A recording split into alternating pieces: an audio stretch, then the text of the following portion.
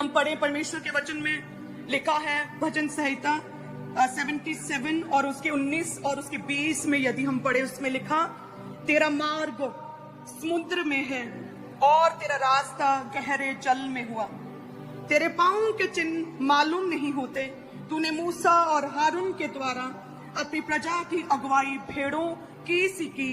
कलीसिया कहे आमीन।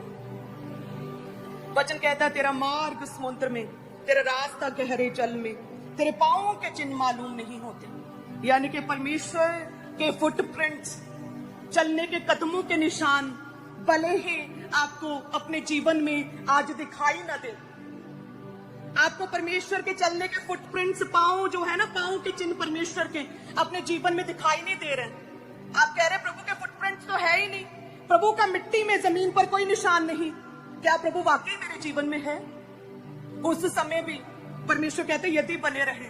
देन परमेश्वर ने जिस तरह से इजराइलियों के लिए लाल समुद्र को दो भाग किया, वो ऐसा समय था जब कहते इजराइली ये सोच रहे होंगे आगे लाल समुद्र है और पीछे फिरौन की सेना है, तो क्या हम फंस गए हैं?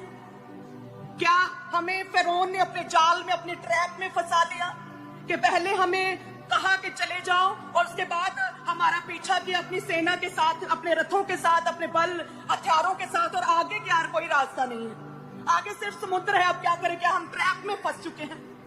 Panic situation. वो डर रहे होंगे, उस समय पूरा डर ने घेरा होगा। इस्राएली सोच रहे होंगे कि परमेश्वर के फुटप्रिंट्स दिखाई नहीं दे रहे, प्रभु कहाँ है? हमें अपनी आंखों से, शारीरिक आंखों से परमेश्वर नहीं दिख रहे, कहाँ है? लेकिन वचन कहता है कि भले ही परमेश्वर के कदमों के चिन्ह आपको प्रत्यक्ष रीति से डायरेक्टली अपनी नंगी आंखों से दिखाई ना दे, लेकिन फिर भी परमेश्वर हमारे संग है। उस समय वो डर गए कि क्या होगा, अब हम खत्म हुए जाते हैं। यदि परमेश्वर ने अपने दास से बात की थी मूसा से, तो अब परमेश्वर कहाँ? हम तो ट्रैप में फंस गए।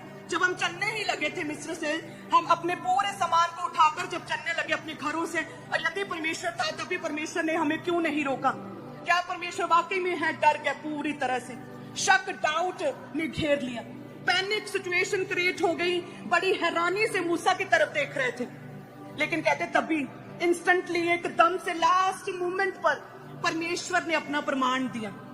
परमेश्वर ने समुद्र को दो भाग किया। कलीसिया कहे आमीन।